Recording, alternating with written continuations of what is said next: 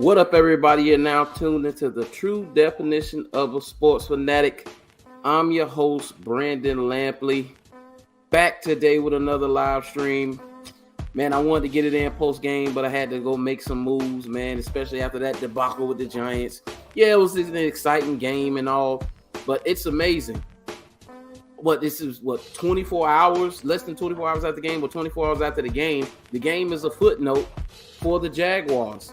Because lo and behold, they traded away the best player on the team for the last 3 years. When I saw it come across my phone, disappointed, not surprised.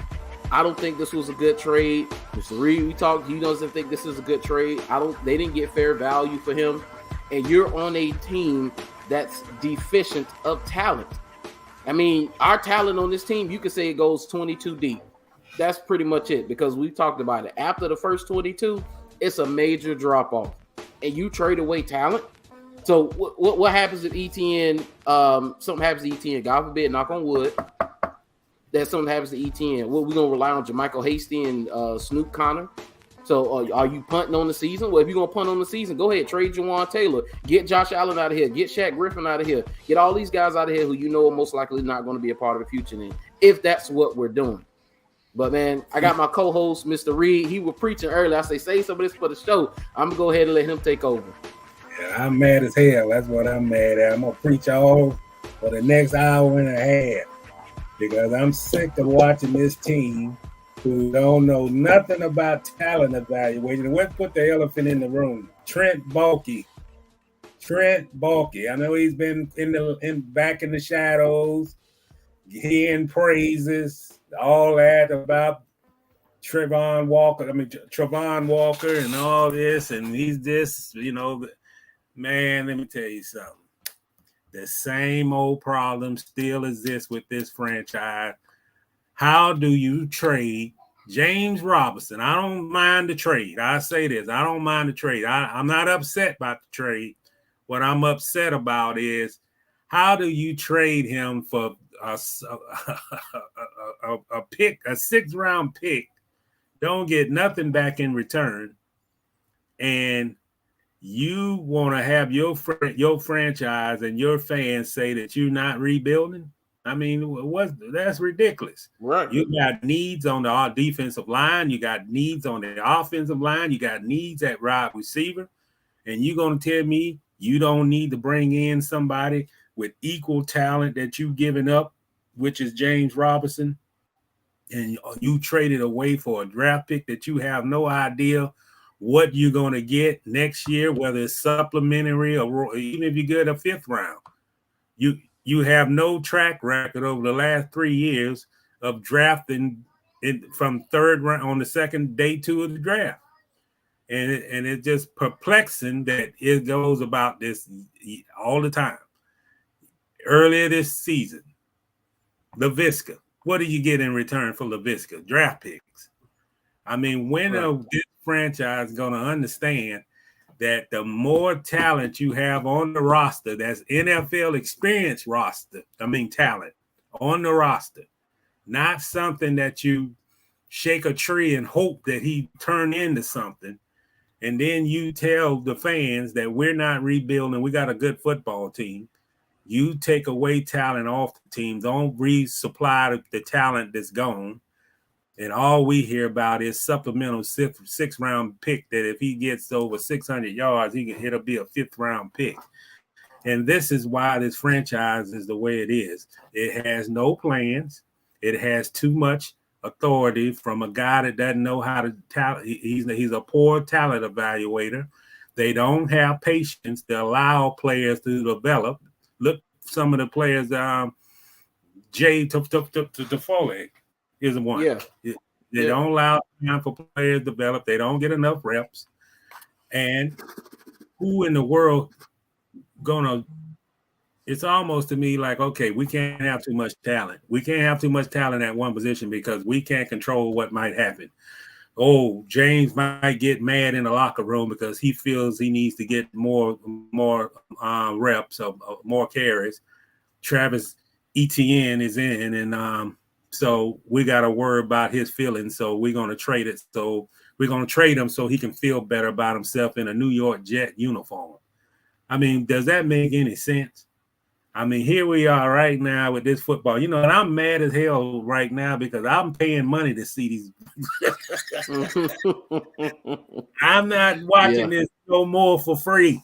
I'm paying money to go to the stadium and watch this. Yeah. True.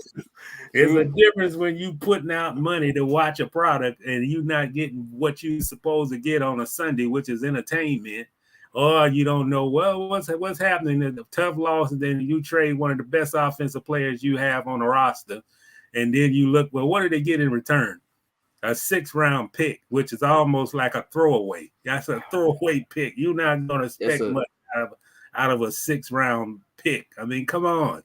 And then you wonder why this team, and then we're all scratching our head. Why are they so bad? Why they can't do this? Why the offense good one day? Why the defense bad this Sunday? And it's a cycle that keeps going on because, number one, they don't have a plan. How can you have a GM that doesn't have an identity of where he wants this football team to be?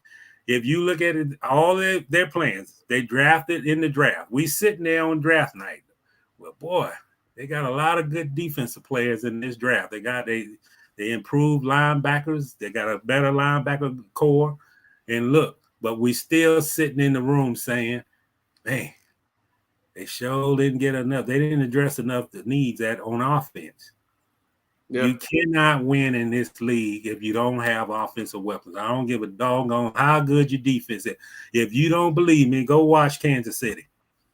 You don't believe me, go watch Kansas City. That's all of they got firepower. They're gonna be in games, they're gonna win games because they can get the ball in the end zone. They're just like the NBA. Why you think Golden State good? Because they put the ball in the basket. They can test shot, but that ain't why they're winning. They winning because they scoring. And for the life of me, we can't go back to this. Seems like this franchise is stuck in the Tom Coughlin that you got to win with defense. And that's not necessarily the case no more. You got to win with some high-power offense that it takes 1, 2, touchdown. 1, 2, 3 plays, touchdown. And that's how you win games. You win the shootout games. This team should have won against the Giants and came 1 yard short from a touchdown. And I'm still questioning, well, if you're in that situation and you know this is the final play of the game, you want everything to go end zone in, not short of the end zone, and watching him trying to get in there. You want everything that on the last play of the game, it has to be in the end zone. It's like a moral victory, moral loss. It doesn't matter if he's 1 yard short. Everything that has to be thrown in the end zone. That's why they call it a Hail Mary. It just to go off your point, what you said, you could have went and got Freiermuth last year. You could have gotten George Pickens this year. You could have went and got who's the other kid trying to look. You could have picked up. You could have had Alec Pierce, the wide receiver that beat Shaq Griffin. You could have had him. Dude, it's so many guys that they could have in so many directions they could have went in, and like Jay Tufele told you, he's number 1 rated in rush and defensive defensive run win rate. Yeah, I got to get that out. He's number 1. The second behind him is, I think, it's DJ Reader. He's like at 26.7%. DJ is like at 18. He's far by and away the best run defender at the defensive tackle spot. And where are we thin right now? We're paper thin at the defensive tackle spot. Fadakasi catches a cold. They running. Every team is running for 500 yards. It's just what it is. Yeah. And you can't stop a crossing route to save your life. Well, the bottom line, they're not making any adjustments. You can't play this game, come out with the same scheme in the first half, and go back exactly playing the same style, the same scheme, the same players, the same this, the same that, and you don't think that opposing team going in that locker room, they got their Microsoft books and they're looking that they're nitpicking and picking and pocketing everything you doing on defense to make a counter move, and you have no counter move. I mean, it's easy for me to say why is team 2-5, because they haven't done anything different since the doggone Chargers game. That's why you're 2-5. You blitz, but you can't get to the quarterback. If you can't get to the quarterback on the blitz, try something else. Stack the line. Put a 5-man front. Do something. Stunt. I mean, it's so many more things you could do. I mean, move Josh Allen ain't getting nothing on that side of the field. Rush him in the middle. Put him on the opposite side. Stack both of the Walker and Allen on the same side. Let them crisscross. I mean, I'm not a coach, but I know football. Do something different so you can draw a lineman who catch a lineman by surprise. The only thing I watch these guys over and over on TV on my NFL Plus. I rewatch those games. They're doing the same thing over and over. And another thing, Walker is regressing. He's not doing anything to get off the block. He's coming up too high, like Chase on. And he's not using his hands. He haven't made a spin move in 4 games. He hadn't spun around to get off the guy.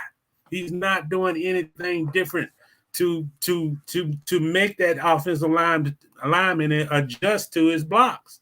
And that's the way they all look. I mean, I was going to say, to be fair, everybody regressing. Yeah, if you watch the other teams, they're not doing the same thing. They're not just straight up bull rushing. They stacking the line. They stunting. They one going the A gap, the other one shooting in the B gap. They crisscrossing. They doing things to confuse the offensive line. And what we do, we send blitzes that we can't get to the quarterback. We can't stop crossing routes for the life of it. I mean, it's just. You brought up a good point yesterday. The other day when we talked. No, that was Sunday. How in the world is Gotsis not getting snaps? Yeah, I don't understand.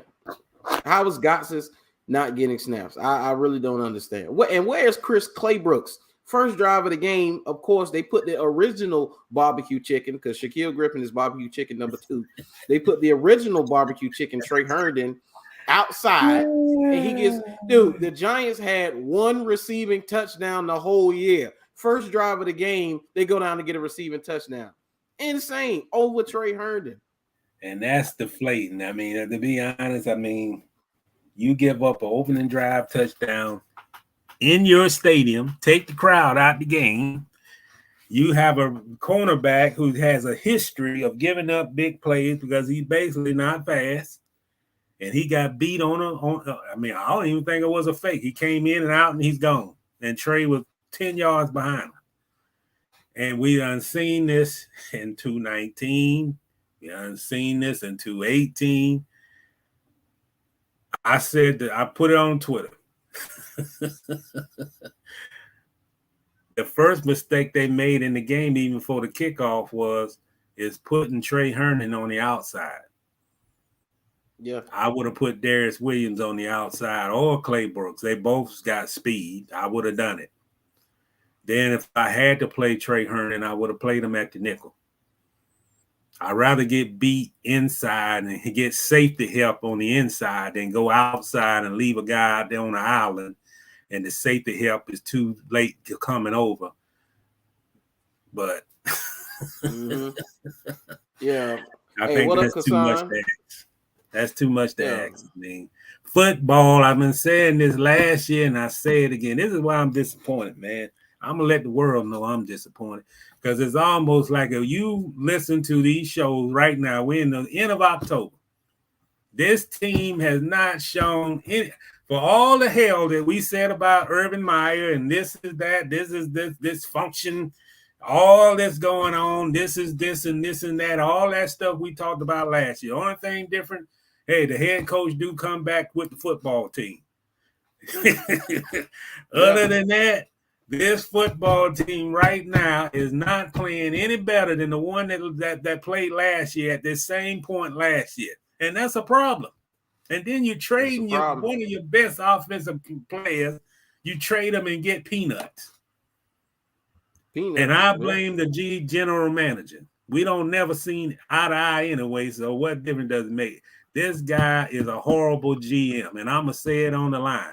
Any GM who's 2-5, who has lack of talent, lack of awareness, don't know the identity of the football team, and he's still going on fool's gold and rabbit's foots and whatever he's trying to come up with to estimate how good of a draft pick can become in Jacksonville when you got a history of not doing nothing on day 2 and day 3 of the draft, and you just gave away a running back that can impact your football team if you give him some handoffs, and you basically traded a guy because you don't want a guy pouting in the locker room because he's not getting enough carries. That's basically why they made the trade.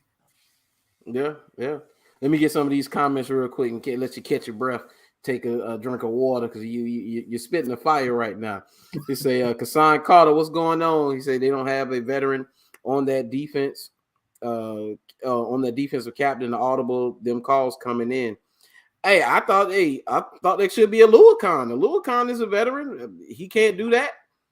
I mean, man, I don't know. What up, O'Neal? Luakon can't get through blocks on a blitz. I know that much. Hey, he talking about wet crowd.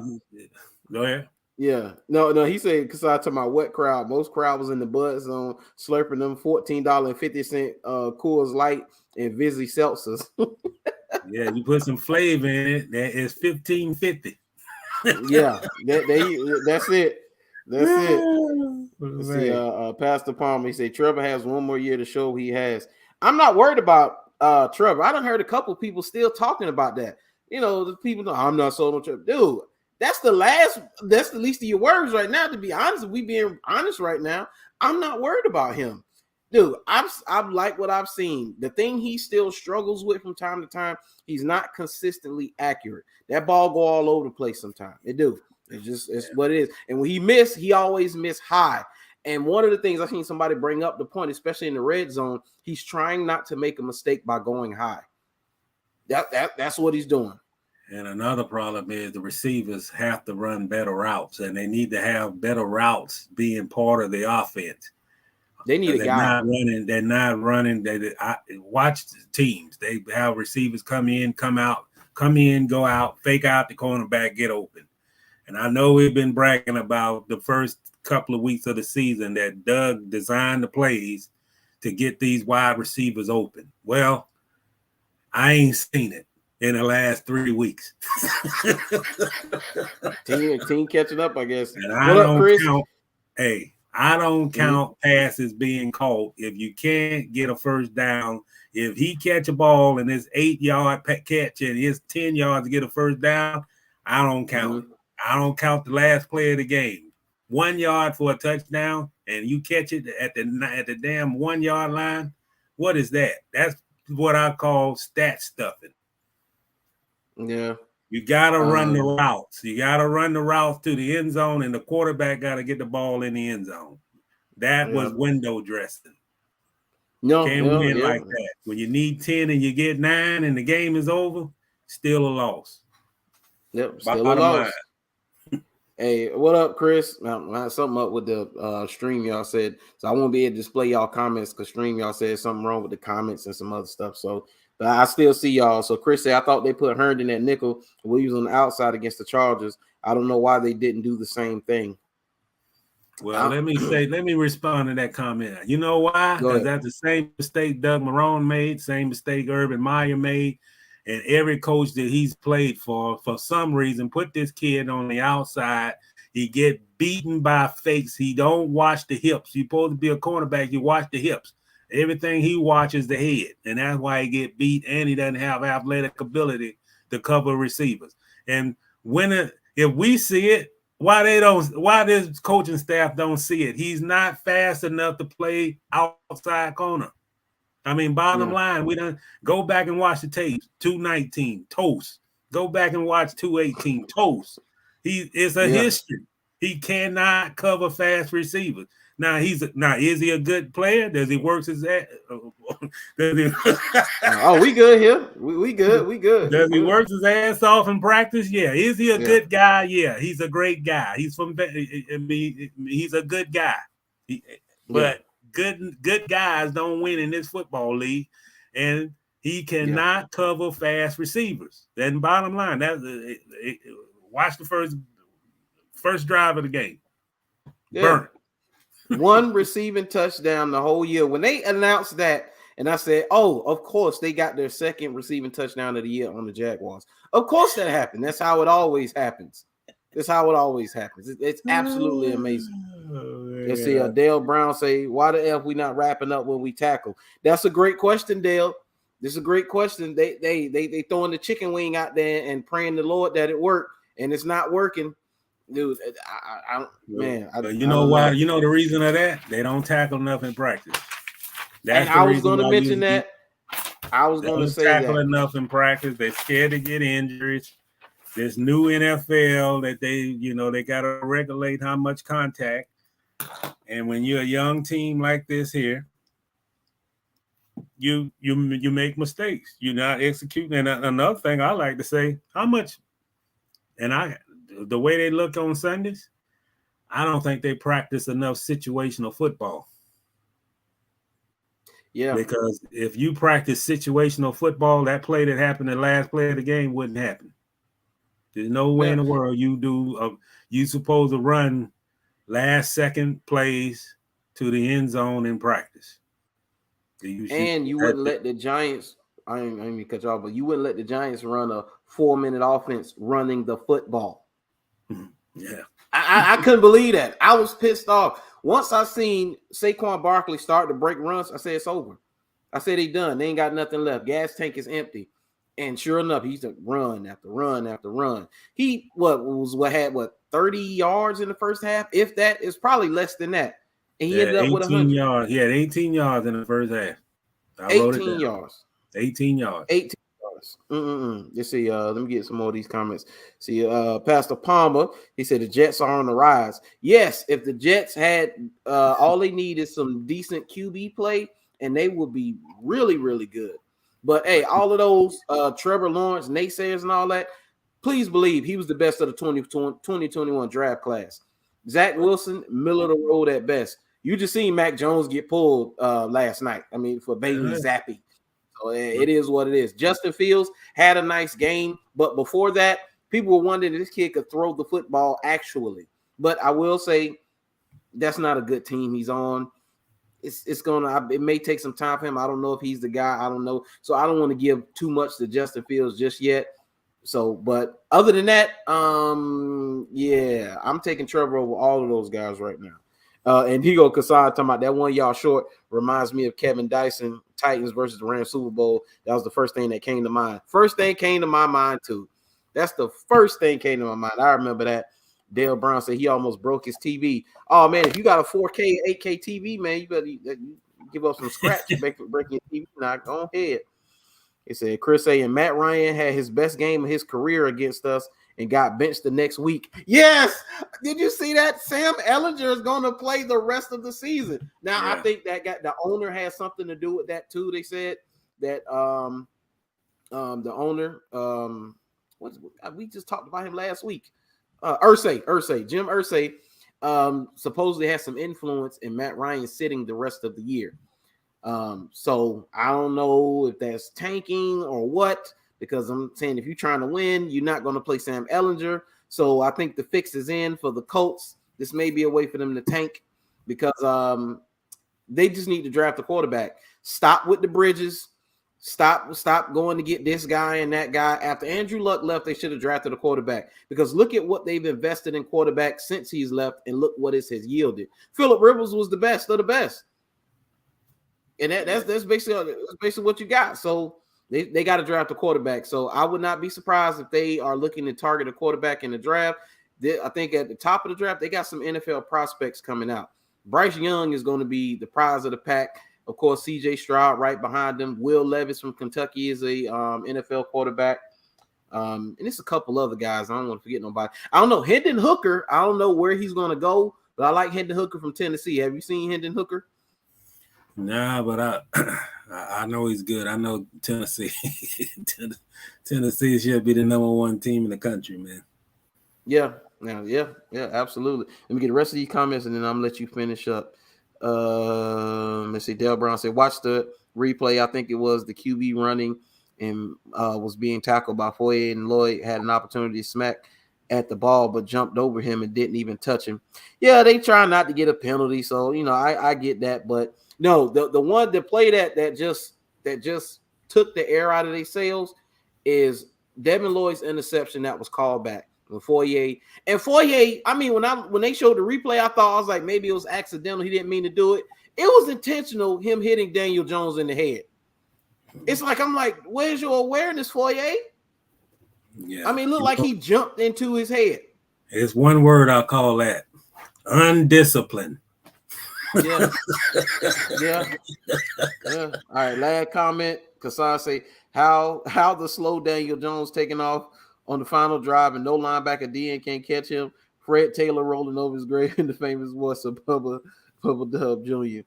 Hey, in their defense though, and I'm not giving them any slack though, but Daniel Jones can move. Hey, as my coach at Terry Parker, the head coach, and I was coaching at Terry Parker, Tommy Balaam. Shout out to Tommy if he ever sees this. We had a quarterback named Eric. He's a white kid. And he's like, guys, y'all ain't got to block that long because Eric is faster than the average white boy. Hey, Daniel Jones is faster than the average white boy. He's just what it is. So I get it. But, dude, it was embarrassing to watch him run all over the defense. For 100 yards, Jalen Hurts didn't even have 100 yards. You cannot have a quarterback rushing for 107 yards. You cannot have a running back in the same game rush over 100 when he only had 18 in the first half. You cannot be a football team who stood up there on the podium from Mike Caldwell to Doug Peterson and said that number one emphasis in the draft and the number one emphasis to improve was to get the right players in Jacksonville so they can stop the run. And you cannot come back here. What week we in? Week 8. Mm-hmm. And you gave up 200-some yards rushing to a Giants team that and you got ran over the week before by Houston, the running back from Florida. And I don't know, man. I expected more from this football team. We were praising Mike Caldwell, and I think I'm not saying Mike Caldwell. I listened to that talk trash radio, and they're trying to say that basically they're essentially saying, oh, he's in over his head. Most of the I don't think so. Most of the teams that you have with hot shot, head coaches, young head coaches, hot shot offensive coordinators, but most of the good teams have old, experienced defensive coordinators. I don't buy that, but something got to change. You got to make adjustments. You got to find another way if the blitz is not working. You got to come up and put pressure on the quarterback. And another thing is, if the guys are not producing, sit them down. What at this point? Yeah.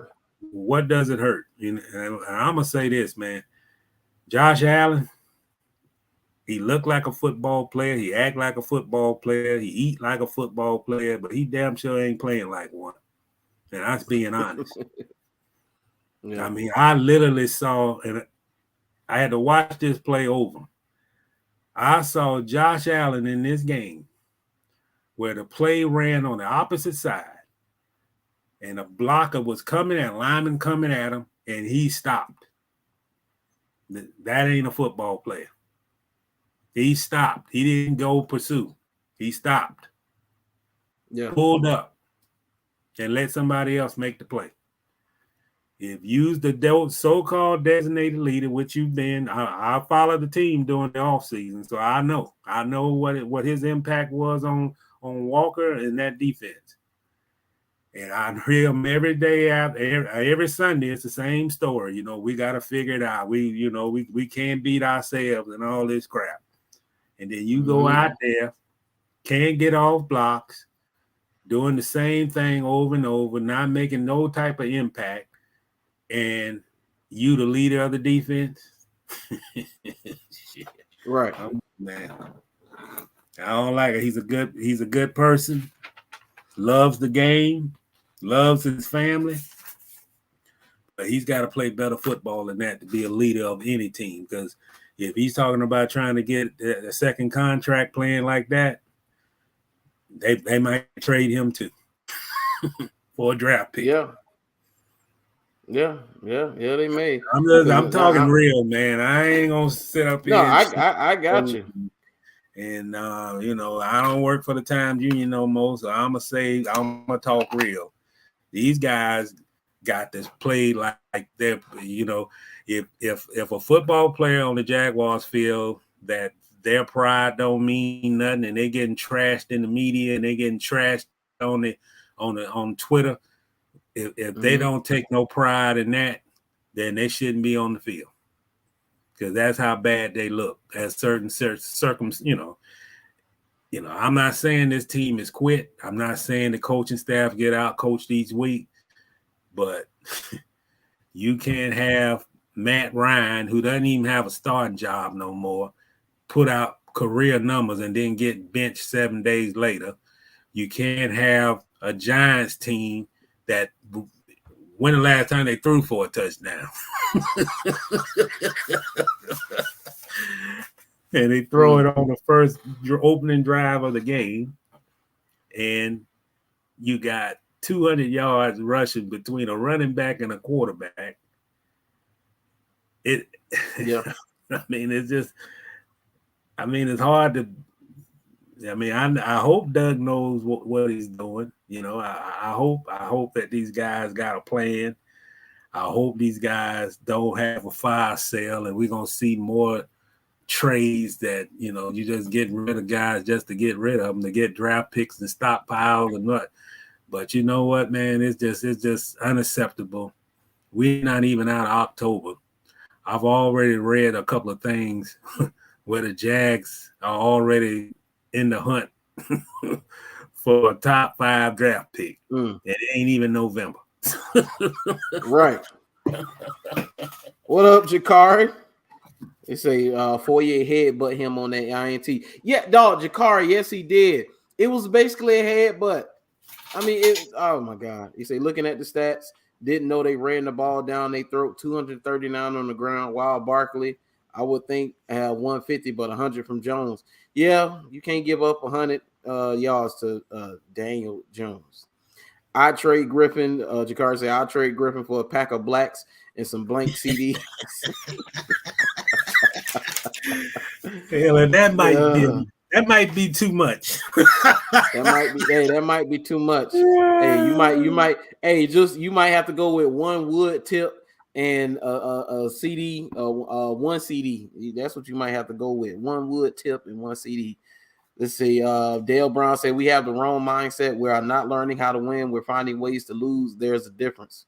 Yeah, you're right. They are. They're finding ways to lose, and they don't know how to win right now. He said, Jakar say, I am proud of Trevor's progression towards leading a game-winning drive, though. Yeah, that's the one thing that's encouraging. I do like what I've seen from him, and I think his consistency with accuracy will get more consistent over time, because he's starting to see more and more teams are adjusting. They're trying to play him certain kind of ways. And even though he did struggle against the Houston Texans, I was looking at the stats. I didn't know the Houston Texans, they're in top 10 in defense. So it's not like he struggled against the 30th ranked defense or a bottom feeder defense. This is one of the top defenses in the league. They just can't score. But it is what it is. But Trevor's not the problem. He's not the problem. Trevor's not the problem. But he does face a great test Sunday morning. Denver's defense is good. Yeah. Those guys are good. Well, it's up to the offensive line to get the job done. I ain't been trashing on on the right tackle too much. But boy, that was a bad. Well, what it was, it offside, holding, or whatever it was. That's the wrong time at the wrong situation to get a penalty like that. And Tyler Shatley is another one. Boy, I saw Tyler Shatley get. Yeah, I saw. Was it Dexter Lawrence? Dexter Lawrence put the what's happening on a couple of them, man. Yeah, that Shatley looked like he was going up against. Oh, the fourth down play. Why are you running the option on fourth down? Yeah, that's another. I didn't like the call. I don't mind Doug being aggressive. Don't mind it. Don't care. I don't care. I live with the results of being aggressive. I have no issue with being aggressive. Just as long as he ain't going with the analytical crap. No, he even said that was a football decision. That wasn't an analytical thing. He said, I saw our O-line whipping their D-line at that time, and I thought we could beat them. But to call a option play on fourth down, personally, if you that close, offense, I like points. I'd rather have 3 than have 0. No, I would have kicked the field goal there, but the play was just it was horrible. That was a horrible play. I would have rather them QB sneak it again. Yeah, and I would have threw my red flag out on that on the play where the spot of the ball was in question. I would have challenged that play. Oh yeah, I would have challenged that too. Let's see. They'll say he said we're not playing like we're the best players on the field. That's the mindset we have to have. It's absolutely the mindset you have to have. I remember when they were doing the top 25 Jaguars of all time, and of course they put Tony Boselli at number 1. And I disagree with that. I don't think Tony Boselli is the best player to ever play for this franchise. I think that player is Fred Taylor. Fred Taylor feels the same way, and people took issue with Fred Taylor coming out. He said, hey, I love Bo. He's great. He said, but I'm the best player to ever play for this franchise. That's the attitude I want my player to have. I don't care if he play like Trey Herndon or not. I want him to feel like he's Jalen Ramsey, even if he play like Trey Herndon. That's what I want you to feel like. Well, that's the way they got to get to. They got to act like they – when we went to the Colts game, man, they played with tempo. They were all enthusiastic. They were playing power football. They were knocking the Colts off the line of scrimmage. Offensive line was knocking them around. Defense was getting into pressure. They had that same fire a week later against the Chargers, and since that time, they've come out flat. I think they're not playing with a whole lot of emotion. They've been tight to the vest. They've fallen behind early in games, and it just, to me, it's just a cycle of how this team has played over the last 3-4 years. It doesn't matter who the head coach. It's just a matter of, and I know moral victories. We could praise moral victories that they've lost all these 5 games by 1 to score and all that. Man, that loss is a loss. You got to find a way to win. You can't get tired on defense in the fourth quarter. You can't arm tackle in the game in the third quarter. You got to play football. You got to play inspired football, and you got to believe you can win. I don't think this team believes they can win. I believe they go out and say, let's try to get as much points as we can get. Try to hold on at the end and just play for our life to win the game. I don't see the tempo. I don't see them putting pressure on the teams on offense or defense to make that matter. And it is what you have. You got a football team that's reeling. I mean, they're struggling again basically at the halfway point, and they don't have answers. They don't have answers to change this around. I mean, I think they stuck with a defensive line that's not getting enough pressure. I think Josh has not performed the way he should perform in a contract year. I haven't liked all the things I've seen from Walker, for just aggressive, improving on his pass rush moves week to week. Seeing him drop back in coverage too much on third down. And the only one I really like that I see improving week to week is Rayshawn Jenkins. He's playing. Yeah, He's balling every week, always he's around the balling. ball, making He's balling. plays. Yep. And Tyson Campbell has been playing well as of late as Yep. well. Let me get some of these comments. Man, this is a heck of a day for comments to be messed up on Facebook, and I can't display them. I got to look on Facebook. But he said, Kassan said the Jags might overtake my Panthers for that number one pick. How they playing lately? Anything is possible at this point. They keep playing like this, figuring out ways to lose. But I'm going to talk about that as well, and I'm going to see if you feel the same way I feel, Mr. Reid. Let's say, Mr. Marshall Cordell in the building. What's going on? He said, I'm still waiting for Trevor to show up. All he does is overthrow receivers. Now, this is funny. I'm going to tell you something about Mr. Marshall. This is funny. Mr. Marshall is a Ohio State fan. So when, of course, Trevor went over Justin Fields, as he should have, he's the better quarterback. He was saying Justin Fields is going to be the better quarterback. And I was like, no, it's going to be Trevor. He like, all right, bet that up. And I was like, bet for sure. Justin Fields finally has a complete good game. They beat the Patriots, and now he commenting on my show. I ain't heard from this dude in about 8 months. Now he talking to me about some Trevor because Justin Fields was out here balling last night. Come on with all that, man. But what up, Marshall? I appreciate you for tuning in, dude. But no, I'm not worried about Trevor, man. Trevor's played well. I mean, look. If you want to compare, let's pull up their numbers. Let's pull up their numbers side by side. I bet there's no comparison right now. I guarantee it. Only thing is Trevor is turnovers, and every now and then he's been inaccurate.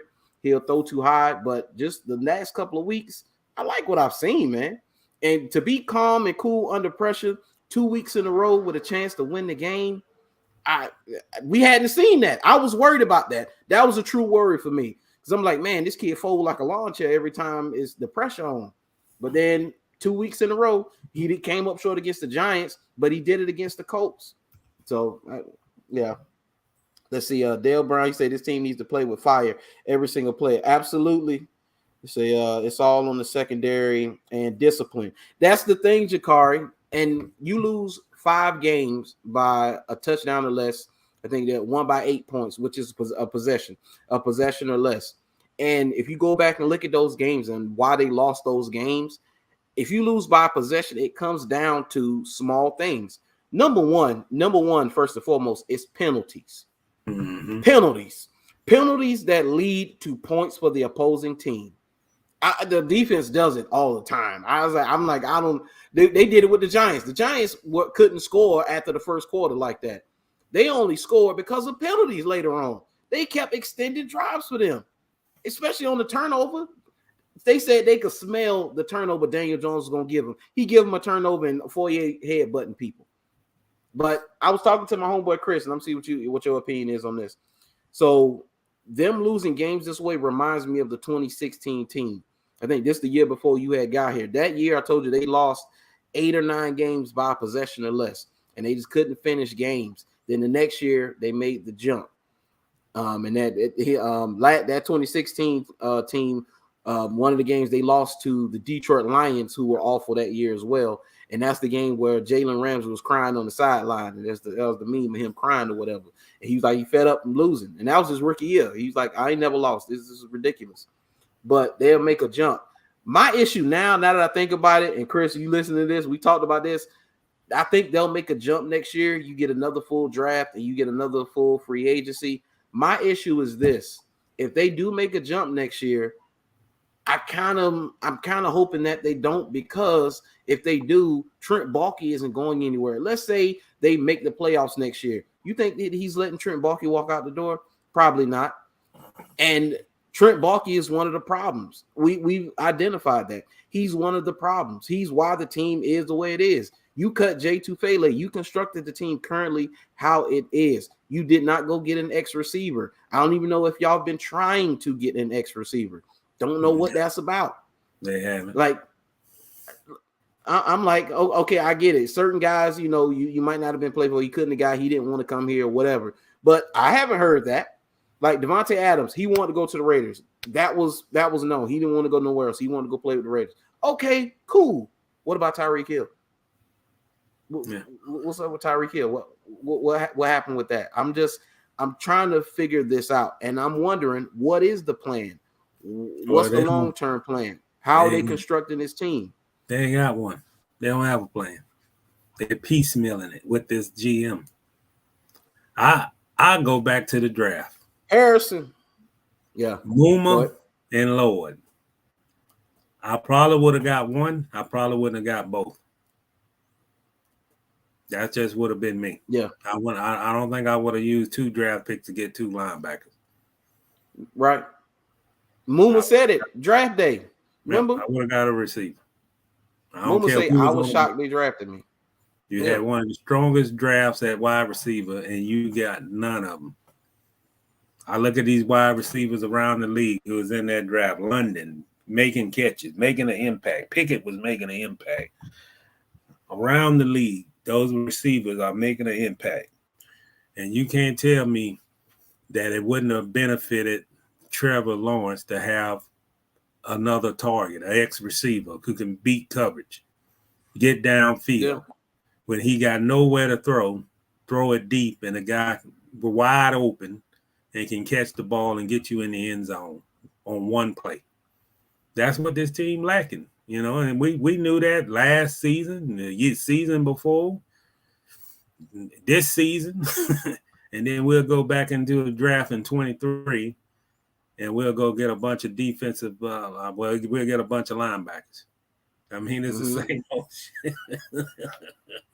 And I'm with you, Brandon. I think part of the problem, even though, early on in the summer he was praised and, we was all enamored. I think a little bit, that's the right word to say, that enamored. We're looking at a guy that's just a specimen and, runs like a defensive back playing on the defensive line. But I'm talking about Walker, and I still don't question the pick, but I would not have used all those draft picks to get defensive guys, and we got nothing to show for it right now. Nothing.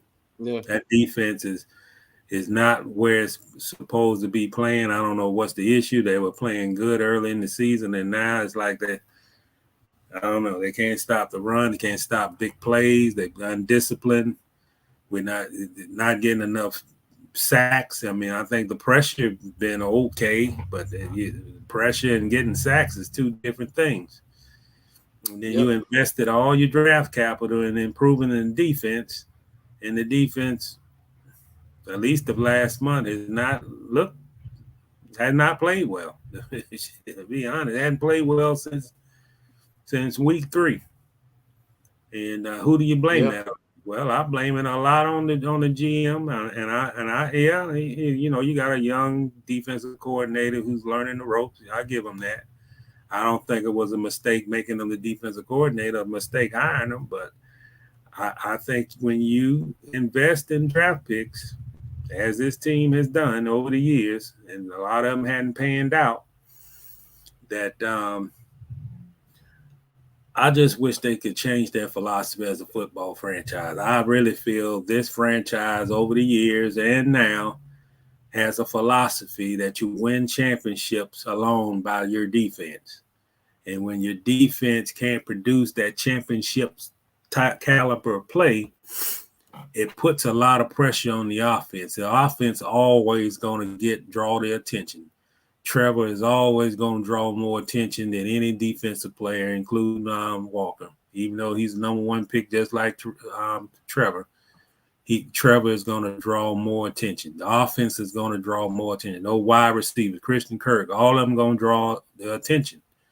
And it's the way it should be because, people watch football to see what I call electric plays, explosive plays. And we're not seeing enough of those here. We're seeing Trevor make completions. We seeing him getting the ball to Christian Kirk, but we're not seeing that play where it's an automatic 7. We ain't got to work for it. I like what I see in Etienne, but I don't know. I don't like that. Yeah, Plays like did you see Terry McLaurin against the Packers in that beautiful overhead catch?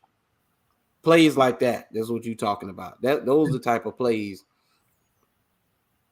Well, you never feel you out of the game. I mean, that's the one thing I can say about the Chiefs. Chiefs can be down by 14 points. I don't care how much time. It can be 10 minutes left, up to about 5 minutes left in the game. They're never out of the game because of the explosiveness that they have. Yep. Or just the potential of the explosive plays on offense that they can create. And we don't have it. Yep. We don't. I mean, we get in the fourth quarter down by whatever, or even if we have a lead, yep. You sitting there cringing. They ain't gonna hold it. They ain't gonna overcome this deficit. And that's the stuff they gotta change. You gotta get a playmaker, man. You gotta get playmakers. Even all the money you invested on these wide receivers, Jones, Kirk, I still think they gotta go out and spend, get something in a free agent deal, which I don't think teams gonna give up a premier player. But another thing, Brandon, franchise ought to be in the situation where they go after big names. I mean, I think sometimes the Jaguars feel, well, we can't go get a big name. You know, we haven't won enough, and he don't want to come here. If I was this team, I would have at least a meeting with OBJ. Bring him in. Oh, at least. Talk to him. At least. Something. I've said that same thing. Let me get some of these comments. Man, we got a lot of comments today, man. They Facebook need to fix these comments. It said the team is playing like they hope to win.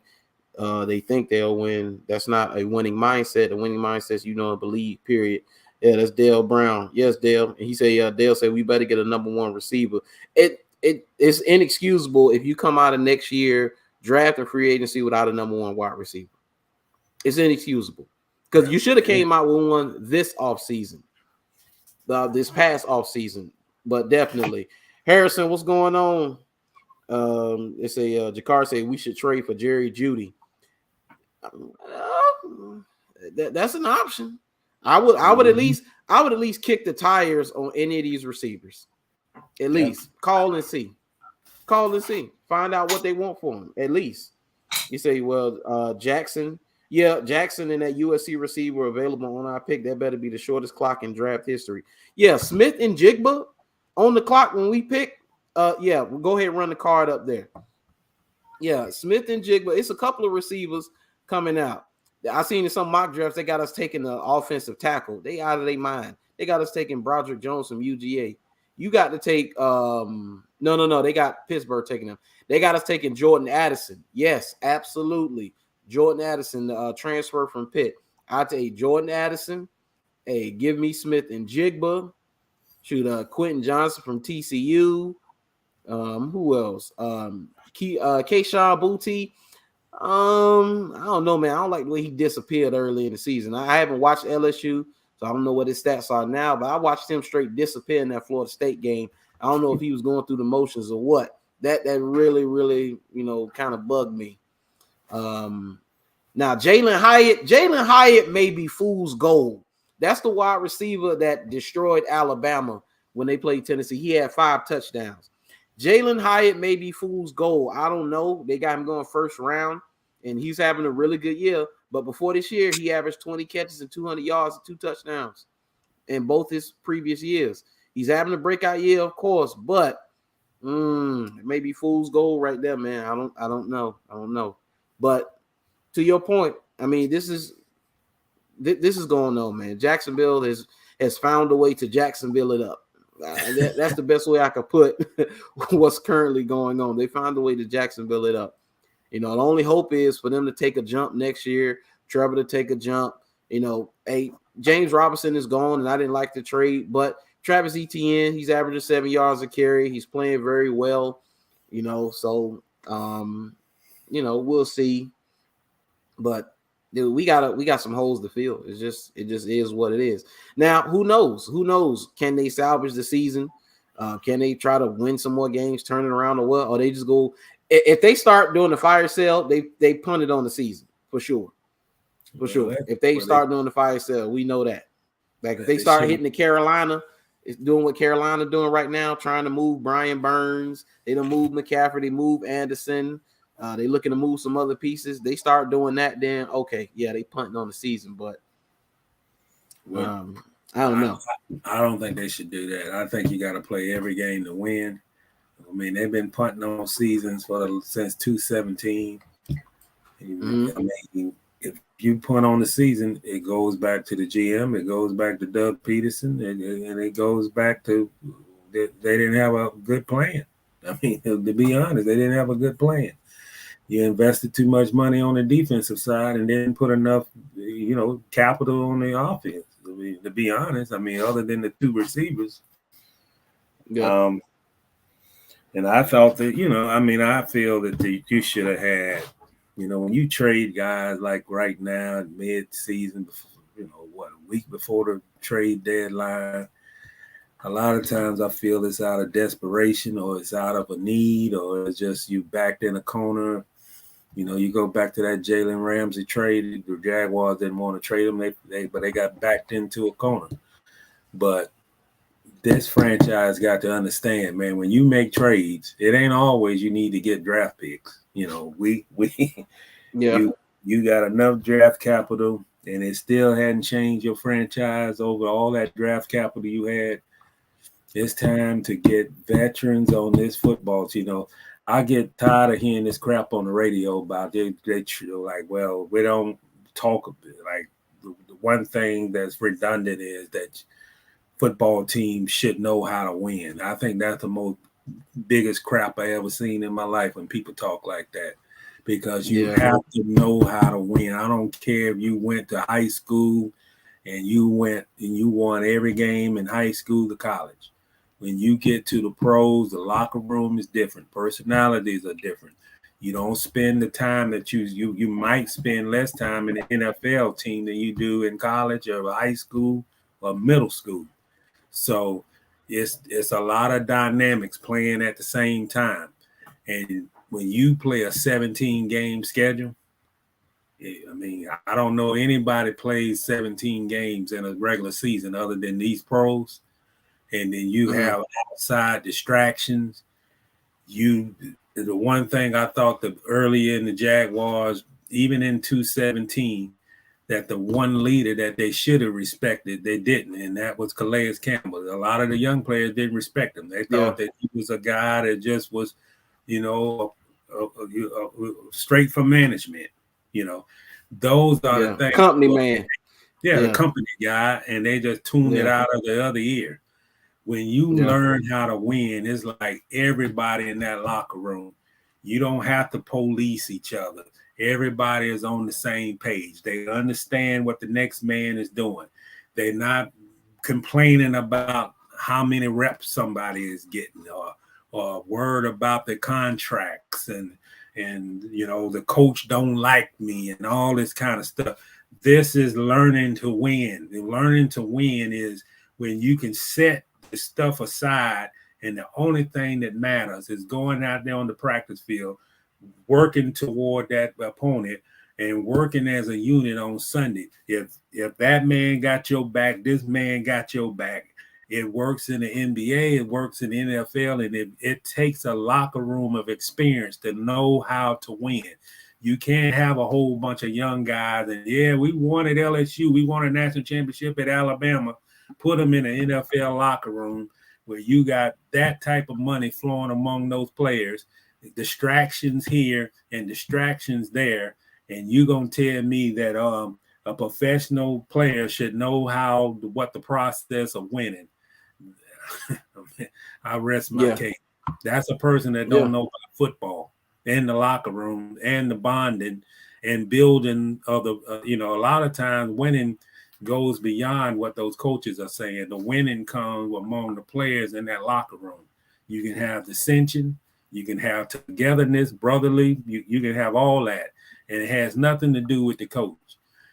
This team has to know how to win, and they do not. To me, I don't think they have enough veteran players, to be honest. I think that's one of the biggest problems. Then you got this GM who trade veterans for draft picks, and it takes away veteran presence out of the locker room, and you basically putting the gas back on the pedal, and you starting over again. And that's what's happened. It's a cycle. Yeah. No, it is. It's a cycle. It's a never-ending cycle. But see, let me get some of these comments.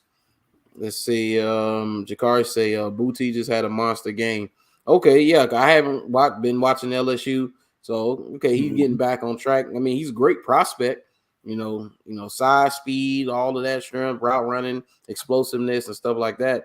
It's just like up here. Where is he at up here? For him to disappear against FSU the way he did, where were you up here? So I would like some explanation on it. That's one thing. If I'm a team interested, you know, and I really want him, that's the first thing I'm asking him about that game right there. You know, definitely we'll ask him about that game. Let's see, Dale Brown said, I got to get on the show with you guys sometime. Oh, yeah, sure, Dale. Yeah, I see you. You famous, man. You be taking pictures with all the Jaguar players and Jaguar personnel. Yeah, come on. You see, Jonathan Lies said, question, why trade James Robinson? What reason to trade him? What reason to trade him Indiana? I'll answer it and you answer it, and then we probably wrap up this. We've been an hour on the Jags, and I got Jag fatigue. To me personally, if we're looking at just from a logistical standpoint, I mean, this is a undrafted free agent, of course. He's coming off a major injury. You most likely are not going to re-sign him to put assets into him next year. And you've seen an opportunity to offload him, and you did. That's the logistical reason. That's the logistics, yeah. But I don't agree with it. I don't agree with it at all because you didn't get value. The value that you probably should have got for him, you did not get. And this team, like I said, this team is talent deficient. It doesn't have enough talent, and you just traded away a talented player. Now, on the other side, James he could have been pouting. Maybe he wanted to go. Maybe he had issues with coaches. Maybe he had issues with management, whoever, whatever. And he probably wanted to go. But I'm of the mindset, I think it was Shannon Sharp, with Undisputed, way years ago when Kyrie requested a trade from the Cleveland Cavaliers, and they ended up trading him to Boston. And Shannon Sharp he said, why are you trading Kyrie Irving? You don't have to honor that request, because he said that Kyrie would have season-ending surgery on his knee, which he supposedly needed the surgery. He would go ahead and have the surgery, so he'll sit out the year and wouldn't be able to play anyway if they didn't trade him. And Shannon Sharp said, well, go ahead and have that surgery, Kyrie Irving. You'll be rehabbing at Cleveland Clinic. Mm-hmm. Yep. You don't have to acquiesce to their demands. You don't. I said that's the power you hold. Who cares if he powers? Who cares? I think it was obvious that Travis had moved ahead of him on the depth chart and he was getting more carries, but I mean, so be it. I mean, I think that Doug Peterson has to put plays in to take advantage. To me, I thought the running game was the strongest part of their offense. And I don't think Trevor should be throwing 47 times. I think the offense has to be balanced. And you got two backs. It looked like there was a problem scheming up an offense to have both of them featured in the offense. I think that I don't think there was nothing wrong putting both of them in the backfield and splitting the carries and go with the hot hand guy, the guy that's running, But I think today's NFL, and I don't want to be one of these old guys that trash these today age of football, but I think we too touchy-feely in this day of era. I think there's too much concern about appeasing the players, and he might be a disruption if he doesn't get this X amount of carries. And you look back on this trade, I mean, I know there's going to be some talk that, he was going to explore free agency and he probably wasn't going to come back. But don't let it get lost that he was a restricted free agent. And under my understanding of restricted, that the Jaguars could match any offer if they felt he was worth it. And another thing, I always felt that James Robinson he seems to me to be a player, and this even interviewing his college coach, that from the draft to where he's at right now, he feels that he was never appreciated. He was always overlooked in this league. You know, he ran for a whole lot of yardage in college, and that didn't warrant him to get drafted. Then when he came in here, you know, they wasn't expecting him to do much. I mean, it's just that he started showing out in the training camp and Leonard Fournette and whatever it was. I don't know if it was a problem with the coaching staff or with Monroe. They thought that he was loafing. He wasn't putting out enough. And this kid, every time, I mean, I remember on these practices, I mean, he'd take it up. You know, it wasn't no, you know, looking for the hole to get open. This kid just ran straight through the hole. And Leonard was looking for holes, a little loafing and that kind of thing. And I just feel that James Robinson just felt that he never received the respect from the organization that he felt that he should have deserved. And I agree with it. You know, I agree. I don't think this kid should have had to go through what he went through last year. And I don't blame him if he went to management or he went to Doug and saying that it seems like you guys have found your guy and I want to go somewhere else where I can be a featured back. But this team, this is not a playoff contending team. This team right now is not sitting at the top of the AFC South. This team does not have the talent of I mean, they lost to Houston of all the teams. You know, they're not at that level with the Titans. They're not at that level with these top teams in the AFC. In the AFC, you know, and I think that they have to have a philosophy that you want to keep the talent you have, and you work and try to find ways to bring the talent together and mesh it. And I don't know if they don't have patience. It might be that they don't have patience, or Doug wasn't interested in James Robinson's story last year. And I can't blame him for not being interested in what happened last season. But I just feel like you cannot cut the cord so quick. And even if I don't have a problem with them trading James Robinson, I'm not mad about the trade. What I'm mad about is the return. You got to get more for your players. Even the LaVisca trade. Get players. Stop piling draft picks when you know you got a problem in evaluating talent. As long as Trent Bulky is GM, you're going to have problems evaluating talent. And I think you're going to have a philosophy that's going to be butting of heads. I don't think Doug Peterson evaluate players the same way Trent Bulky do. I don't think Trent takes consideration of where the needs are on this football team in the same manner as Doug Peterson has. So stop trying to clash and get in a situation where you get talent. You want proven talent for this team who done went all these years of losing records. Get more proven talent on the field and stop trading players for draft picks. It's not working. It hadn't worked. It's not working, and it won't work. Yeah, absolutely. We get these. Finally, the comments are back. They just turned on. Say, because breaking news: Broncos just contacted me for a 1-game contract. Meet them in London as a wideout 1-on-1 with barbecue chicken Griffin.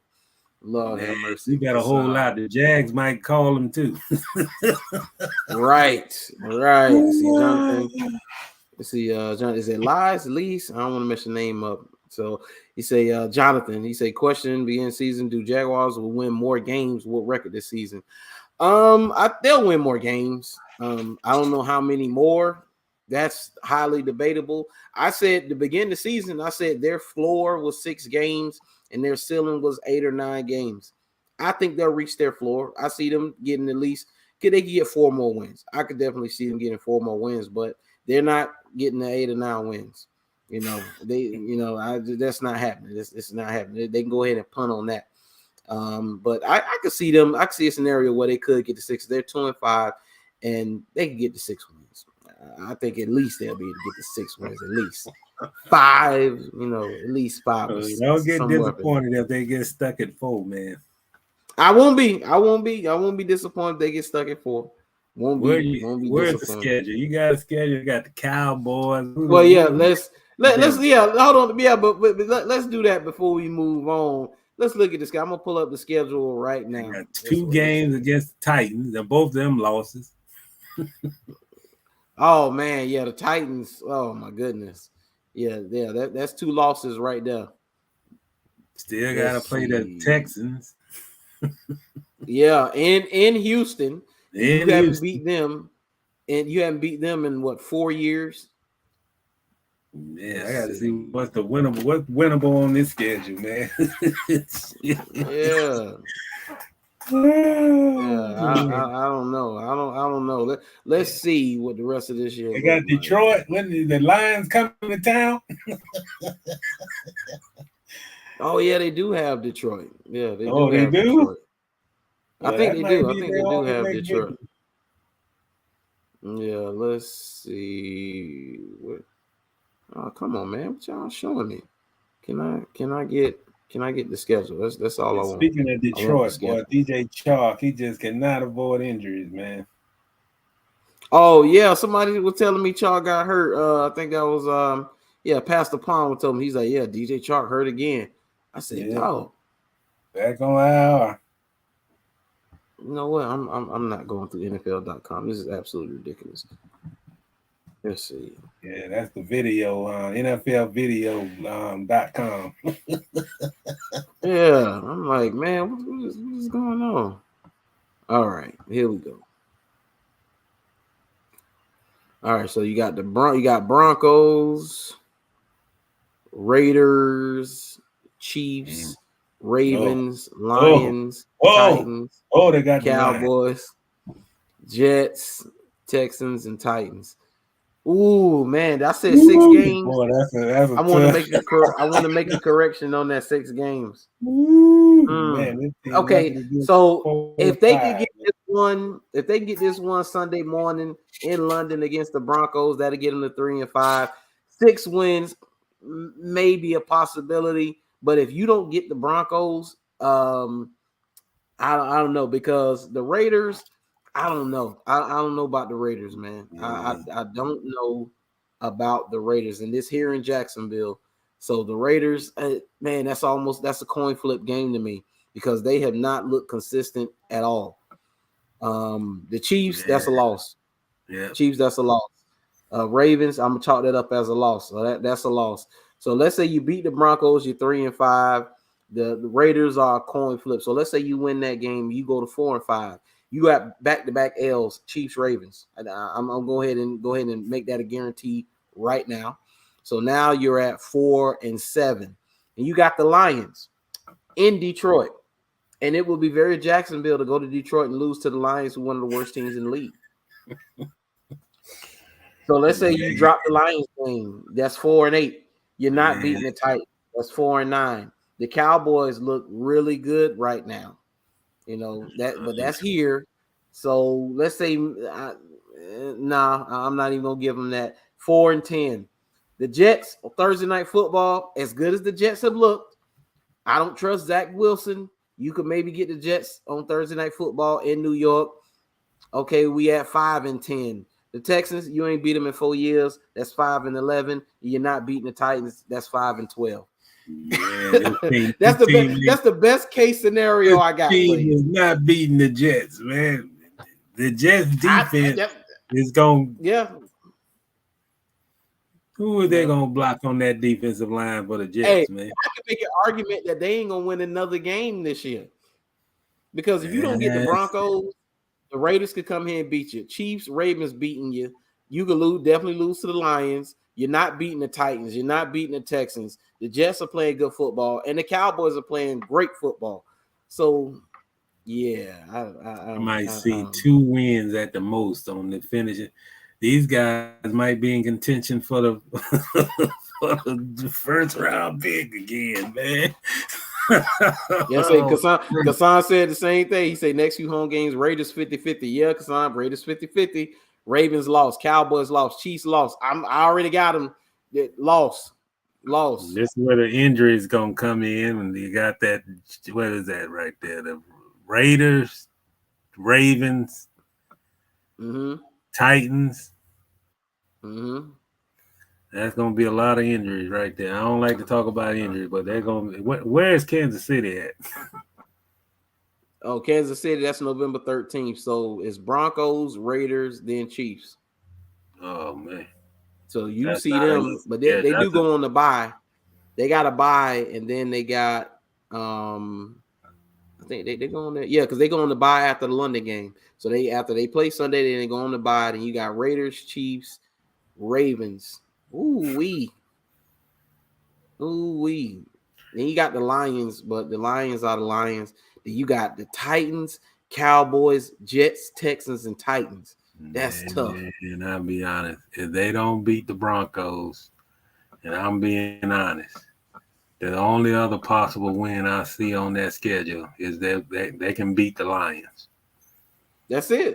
I think the Raiders got too much. This would be the game where a quarterback throw for 400 yards. I mean, they got enough firepower, even though they hadn't shown a lot of it this year. But this is where the receiver and the quarterback gonna connect for about 3 touchdowns in that game.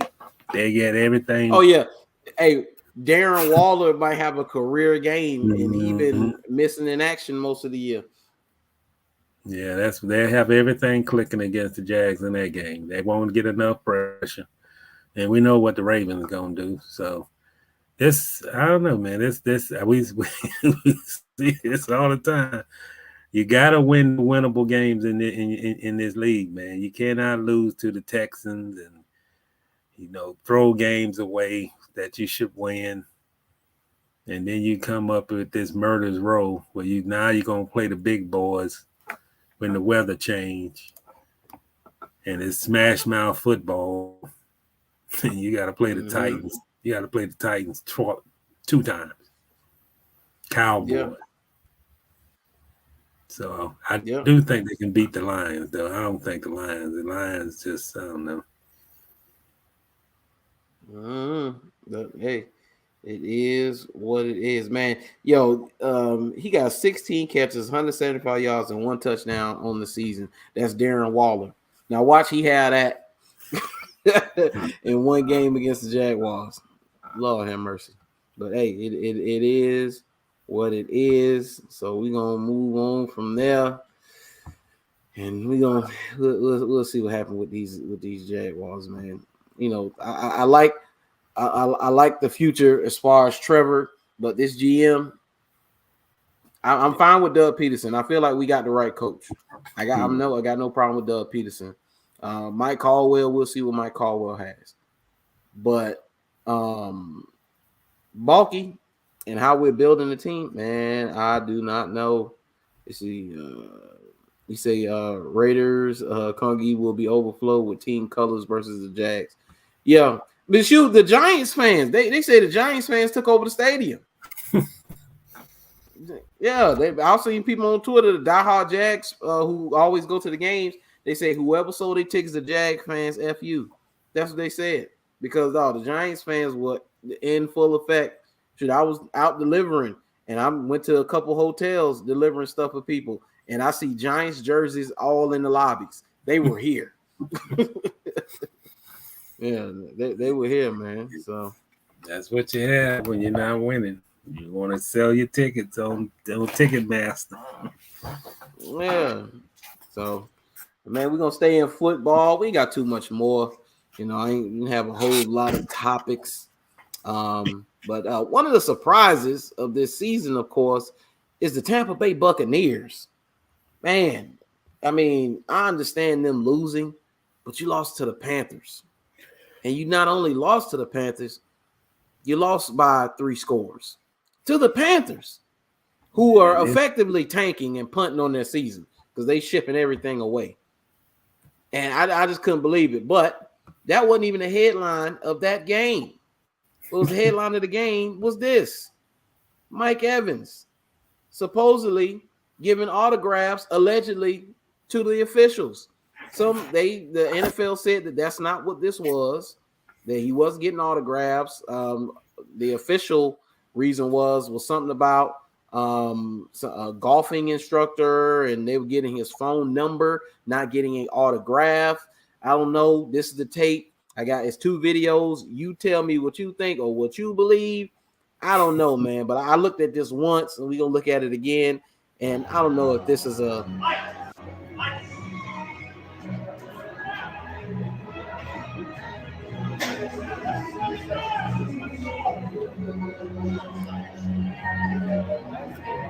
That's what I said.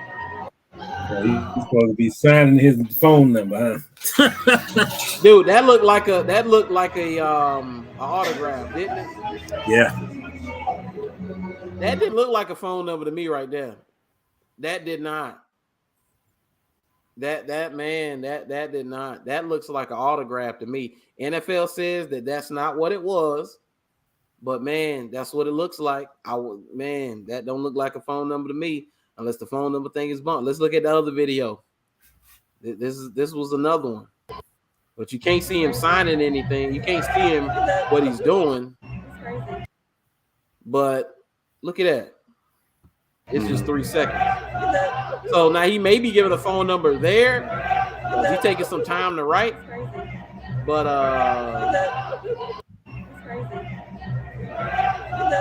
and this is the thing, Mr. Reid. At this point, ladies and gentlemen, everybody who watches me, at this point in human history, you have to know when you step out of your home, assume there's a camera on you. You have to. Yeah, at this point, it's inexcusable at this point. Assume there's a camera everywhere you go. He's got to know there's cameras there. And they know that they can't do this. Mm-hmm. So man. Yeah, lapse of judgment. And then he could just go down the hall, past the fans there waiting, and get nobody would have known. Right. They couldn't do this like in the locker room, or they pull the coach to the side. Somebody, one of the team officials, say, "Hey, I want to talk to Mike. I want to get an autograph or whatever." Because there was a referee. They can't remember what his name was. They said his name, but I got an autograph for his grandson from Brett Favre, and he got disciplined for it. Of course, they can't do this. This is by the laws of the NFL. This is illegal. They can't do this. And now the NFL trying to say that, nah, that ain't what y'all saw. What you think? Yeah, I think that's hogwash. I think the officials the referee would have been, he would have did better than just say, I got a grandson or some, a kid that's sick or something, and I want if you could sign an autograph there. And I don't think nobody would have said that. He might have would have been fine, but people understand that, as long as it's not him and he's getting this sign for a kid or especially a sick kid, but passing a number off for so he can sign it and call the guy, I don't buy that. Yeah, I don't buy it either, man. But man, it's people. It's crazy, man. It's people punting. They punting on the Tampa Bay Buccaneers already. They saying all they done. This team just not good. They miss Rob Gronkowski. People. It's not over until the Bucs are mathematically eliminated from the playoffs. I'm not buying into none of this. Them being done. Not with Mr. Brady at the helm. It's not happening. Now he go out, he string together 3-4 wins, then they'll be singing his praises. Oh, Brady's this, Brady's the greatest. He got the Buccaneers back on track. Dude, that's all it takes. All it takes is you to string together a few wins and you right back in the thick of things. Because if we being honest, this season, there's not much separation between the best teams and even the worst teams. Even the worst team. Okay, Jaguars can't finish games. Nobody's blowing them out. Mm-hmm. They're a ball bounce away from winning those games.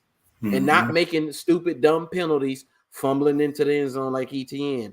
headbutting the quarterback like Foye Oluokun, penalties to extend the drive, you know, throwing outside the end zone and getting caught at the 1 yard line, you know. So yeah, I'm not buying it, but I wanted to bring up that Mike Evans because that was very interesting. I saw the video. I'm like, there's no way he's writing down the phone number. They got to go on somewhere with that one. Yeah, that's a complete lie. That's what Yeah. that is. Yeah, absolutely. So, are you buying Mac Jones possibly being done in New England? Because saw he got pulled last night. I don't know why he got pulled. Supposedly, you know, they pulled him and they saying reassuring that he is the starter. But Zappy is on his heels. I mean, that's just what it is, man. I don't know. And then you had those reports come out about how nobody in the building really likes Mac Jones or, you know, his attitude. And after he made the Pro Bowl last year, he changed and stuff. And some people saying, well, no, that was, you know, fake news. You know, someone DM'd that to one of the reporters and he ran with it, blah, blah, blah, blah, blah. I always say this, regardless of what the truth is, where there's smoke, there's fire. It may not be to the level of what was said, but it's something there. Stuff like that just doesn't fall out the sky. Well, you know what? I always look on the sideline. This is the big truth teller about something going on the team. Yeah. Always look at the sideline. I looked on the sideline. I saw the kid sitting off by himself. I didn't see a lot of players around him. And I used to say the same thing about Baker Mayfield with Cleveland. When your arrogance gets to the team, you can tell about it because there's not a vibe. Nobody around you. Nobody speak to you. You're sitting there by yourself. I think a little bit of his success has gone to his head a little bit. And then, you know, he's playing for a Belichick. And Belichick, he got short memory. He don't care where you come from, where you played at, how well you played game 1, week 1, last year, week 12. What he cares about is producing at that moment. And right now, Mac Jones is not producing. This kid has come in, and he's it seems like he's got a little bit more fire than Mac. And I think that they, you know, I know they grilled him, Belichick, at the press conference after the game that there's no starter. I don't know, man. I think that Jones' confidence right now probably is at an all-time low. And, you know, a young kid. And this ain't Alabama. I mean, Alabama, one of the top programs in college football. But, boy, in this league, it's a testament. You have to be consistent week to week. They don't care if you was injured. They want you to produce the same way you produced before you was hurt. And I think all quarterbacks got a little cockiness in them, got a little edge to them. And I don't necessarily think that's bad for the game or even bad for a kid like Mac Jones. I think you got to have that type of edge. But we just talked about that. I want him to think that he's the greatest thing since sliced bread. Yeah. But he's got to go out and win the job. I mean, he's in a quarterback competition battle again, and he's got to go out and try to unseat this guy. And I don't know if he can, Brandon. I don't know if there's a confidence thing going on, but he definitely was flat for the little time he was in that game on Monday night. And you know, Belichick, you know, he's rough and gruff to the media, and he can be rough and gruff to his own players, and he don't care about your feelings. Shrewd. He's such a shrewd operator and so shady. You know, I marvel at him sometimes, man, because that poker face is hard to read, man. But he's fanning flames on this fire because he hasn't named the starter going into next week's game. And, you know, I heard something up in Boston on the radio that he's questioning things now. This is Mac Jones. We're questioning, you know, his reps and, you know, how, you know, he should be the starter. He's questioning and things like that. I don't think he's been in New England long enough to be questioning Belichick. Yeah. So that could have something to do with absolutely. it. I think he just got to go, put it all aside, work like he did as a rookie, win back the graces, and perform like he performed at Alabama if he's going to keep that position. If not, they'll get rid of him. They'll trade him. Yeah. Everybody talking about how long before you see Mac Jones in the Indianapolis Colts uniform. Yeah, tell you what, you give if they give up something that the Patriots won't, they'll make that trade. Oh yeah, he'll be out of there. Absolutely, he would definitely be out of there. So, but yeah, we're gonna leave it right there. That's all I really have for the NFL. Wasn't really much else. We mostly want to focus on the Jags. So now what we'll do now is we'll talk a little bit of NBA, and we're gonna get on up out of here. And first and foremost, how in and you know, excuse my French for my people, how in the hell did Rob Pelinka retain his job? I don't understand. And then not only that, this roster he put together, they're awful. I'm just saying. From what I've seen, they're awful. I expected them to be middle of the road. Yeah, they awful. I can't even watch it, man. I say this. I never thought in my wildest imagination, and it's being real truthful. AD right now to me look like just a normal player. Yeah, he doesn't look anything special. He got faked out of his shoes a couple of nights ago. And when you talk about the trade and all that, to me, Ingram, even though he got hurt with the Pelicans, Ingram to me looked more as an all-star caliber player right now than AD.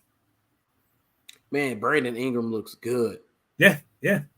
I mean, you can't stop him. I mean, he's attacking. He's a stop. I don't know what happened to AD.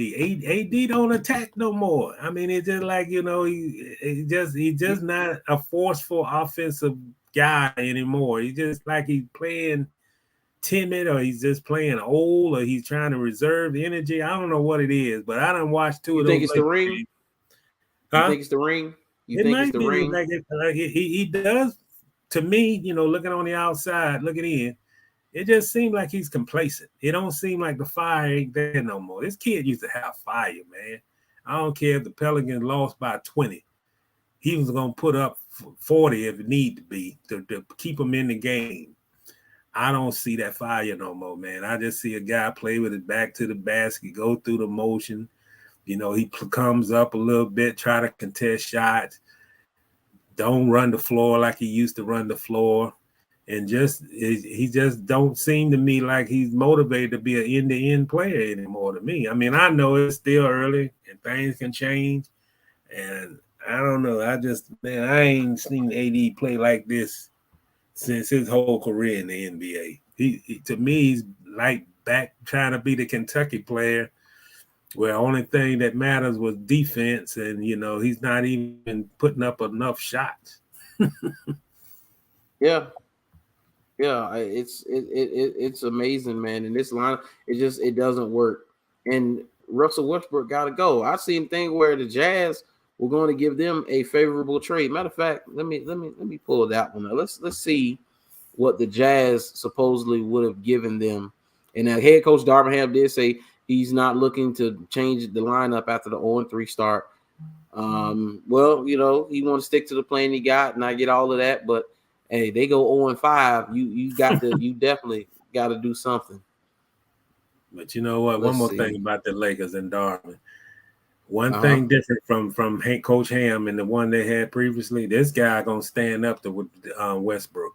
I don't know how much is going on between the two now, but I can tell you, Ham is not going to take too much more of this. If he says that Westbrook going to the bench, Westbrook going to go to the bench. And I think it's coming. Yeah. It's just a matter of time. And if I was the Jazz, I would not make that trade. I think the Jazz right now is a team to watch in the league. Even though they lost to Houston last night, I like the way they move the ball. They won't move the ball if Russell go there. It'll be all Russell dominating the ball. Those guys cutting. They move the ball around. They get the ball inside. They play a nice style of basketball. Nice ball movement, spacing, and all those technique things of basketball. I've seen it in that Jazz team. But Russell come there, all that thrown aside. Yeah, let's see what were they willing to what were they willing to do. So the Lakers are on 3 so far this season, haven't traded Russell Westbrook yet, and the fans grow even more anxious about the team's prospect. LA aggressively explored multiple trade offers over the last several months, but apparently wasn't able to find one that they found palatable enough. One offer reportedly involved Utah Jazz would have net the Lakers sharpshooter Bojan Bogdanovic, veteran forward Rudy Gay, and veteran point guard Mike Conley. It would have cost them 2 future first-round picks, but some fans felt it was the best offer available. Reportedly, Jazz were on the board with that deal, and they were even willing to sweeten the pot for the Lakers. He said, to make matters more frustrating for Lakers fans, it looks as though the Jazz were even willing to send the Lakers a 2023 first-round pick in the deal. The Athletics' Tony Jones wrote on Twitter that the Jazz were good to go with the deal. So it says, with both picks have just gotten Conley and Bogey or one more. And is the report about the Jazz sending back a pick accurate? He said, yes. Both picks for Bogey, Conley, and Gay with the 23 first rounder going back to the Lakers. Are you kidding me? I would have pulled the trigger on that deal so fast. Bogdanovic, Conley, Rudy Gay, and a first? And you got to give up Westbrook and 2 firsts? Oh, my goodness. Why does Pelinka have a job? Yeah. Oh my God. I would have did this trade with no question. You say if you the Jazz, you would have never offered this. Yeah, that's the whole team. That's the whole team right now. They done gave up everybody else. So hell, the only thing they got left is Bogdanovic, Conley, and Gay. Yeah. I might trade Gay. You know, he's the older of that group. But shit, man, I'm not giving up my guard. Shit. Oh my goodness! And of course, they traded Bogdanovic to Detroit. So it's hard to see a more favorable deal offered at some point. Although at this point of the season, no one knows the useful players who can end up on the trading block around mid-season. Man, goodness! This is what they should do, man. If you can't move them, just buy out the contract. And just clean your hands and move on from this deal. Because as long as Westbrook is in there, they're not going to have that cohesion they need to have. He's not that player he was at Oklahoma City. And I just don't think he fits with the Lakers. I don't care who the coach is. I don't, LeBron. And I just don't think they're – and it just seems like there are a lot of it don't seem like that team has a lot of harmony among each other either. So who knows what? I don't know if they have open practices in El Segundo, but I guarantee you, I bet it's some fireworks go on in that gym. They don't look like they like each other. Some of them. Yeah, absolutely. Let's see. So we're gonna leave that right there. Get into our last topic, and you saw this about supposedly Adam Silver says the NBA is monitoring serious tanking issue. Sources say.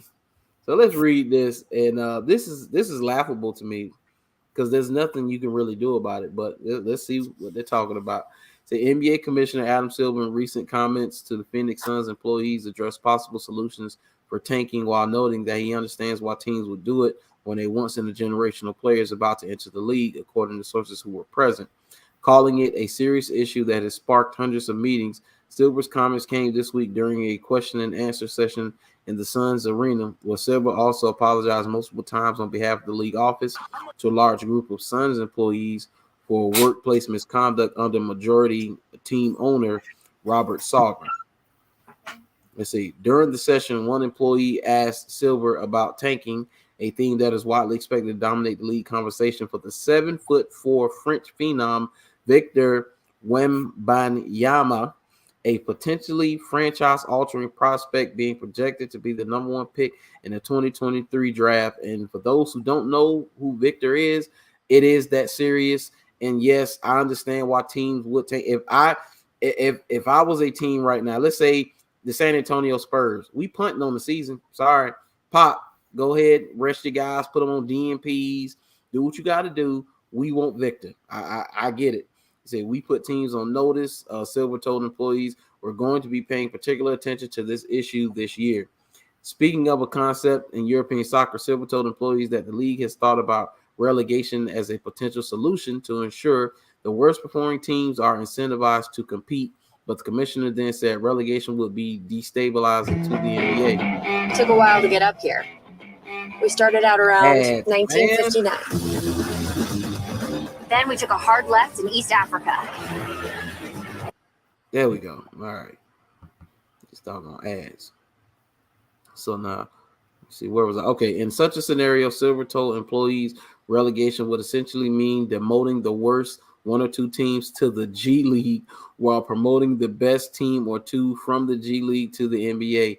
It will so disrupt our business model, silver-toed employees, and even if you took 2 teams from the G League, they wouldn't be equipped to compete in the NBA. Absolutely. That was whoever came up with that. That's a stupid idea. That doesn't even make any sense.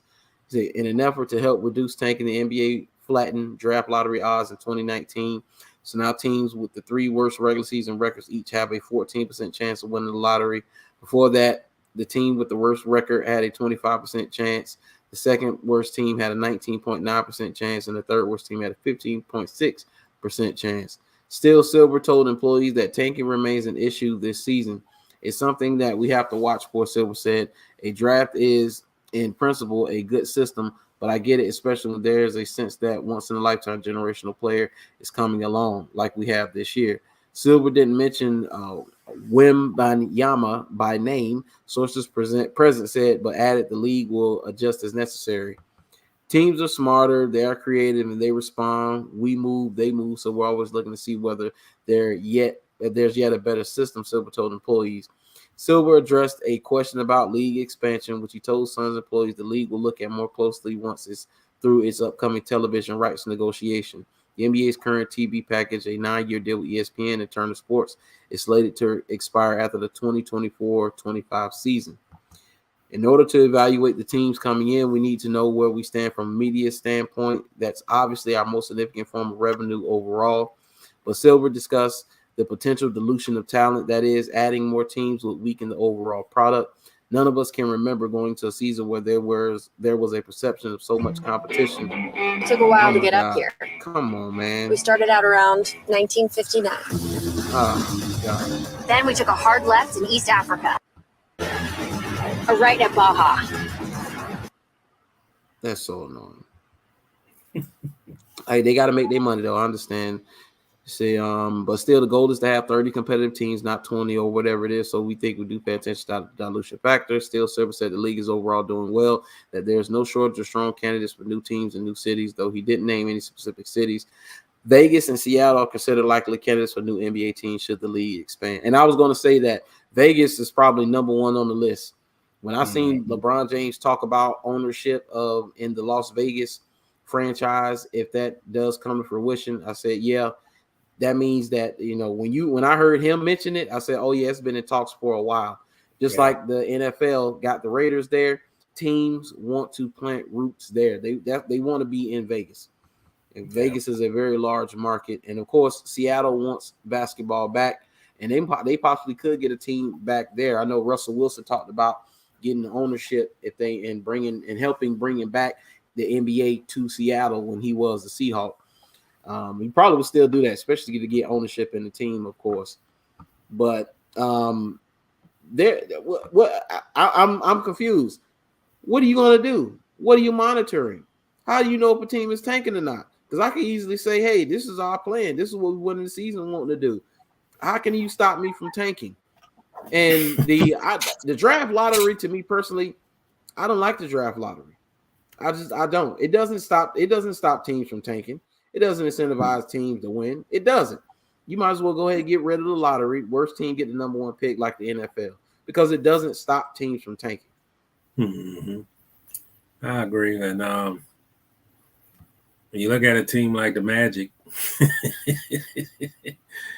I mean, what is it Your boy going had 20 points, 4 games in a row. Banchero, 20 points, 4 games in a row. You got your star.